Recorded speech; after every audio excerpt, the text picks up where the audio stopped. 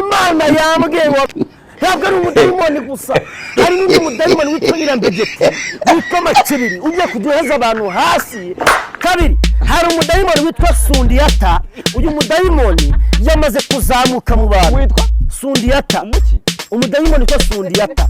Uyu mudayimoni wamaze kuzamuka ku isi, wavuye mu kuzimu, wamaze kuhagera. Uyu ni wa mudayimoni witwa Sundiyata, ari nawe ugira n'umudayimoni ngiye kubona agatotsi kabiri karamfata. Mbona hari umudayimoni witwa Vakusente wahagurukiye abantu. witwa Vakusente. Uyu mudayimoni witwa Vakusente n'umudayimoni witwa ngo ni Turawansi. Uyu mudayimoni abantu basenga cyane, abantu mugiye kudamubona abantu bahura n'amarari y'ubusambanyi, ugasanga uyu mudayimoni yazi ikintu cyitwa igitsina gore n'igitsina gabo. Abantu bose ntabwo uri bubarebere, ntabwo uri bubarebere izuba.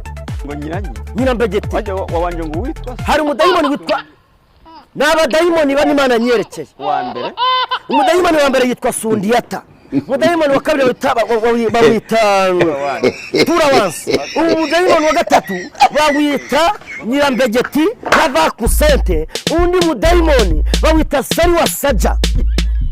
Uyu ni umudayimoni ukomeye, abantu musenge cyane, abasenge musenge. Uyu mudayimoni witwa Sariwasaja agiye kudafata umusaza w'imyaka 50 amubwira ngo bumusitari ambara pocket, yambara ipantaro munsi y'ikibuno. Uyu mudayimoni ugiye kudufata umumama ubyaye 5 umubwira ngo ambara kamini kerekana imyanya yawe yose amataka agiye hanze.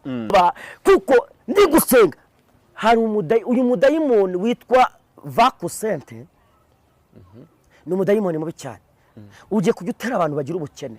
Hari umudayimoni witwa Sundiyata, abantu b'abashoferi ugiye kuzazamuka uzazira mu ishusho y'umudamu, abantu bazajya bamubona bazajya babona ari umudamu mwiza. Nagiye kubona mbona ni umudayimoni ugaragara yambaye ubusa, ariko nkabona umuntu wese umurebye kuzimanuka.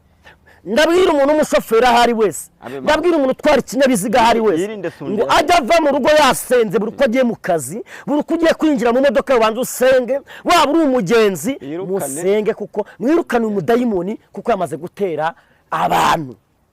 Kandi yaje kuko Satani yararakaye, Satani yarakajwe nuko abantu bari gusenga. Imana ngo Mana ibi ni ibiki? Imana irambwira ngo hari abantu bari imbere yanjye mubona benshi ariko bavuga izina ryanjye, bavuga mwami yo ku rurimi, ariko batazigera babona umucyo mu mitima yabo. Ahubwo imitima yabo ihora irimo umwijima. Ngiye kubona mbona ibyo bivuyeho, mbona haje ikintu cyitwa igitabo kinini cyane. Iki gitabo nabonaga harimo amazina, aya mazina nabonaga ari amazina y'abantu 7. Nabona kuri ya mazina harimo harajyaho ikintu cyitwa towa y'umutuku. Mbaza Imana ibi ni ibiki? Imana irambwira ngo aba bantu uko bareba hano bakorera mu izina ryanjye, bagendera mu izina ryanjye, bavuga mu izina ryanjye, basesengura mu izina ryanjye, ariko simbazi aba bariho tuba bari mu gitabo cy'ibiho.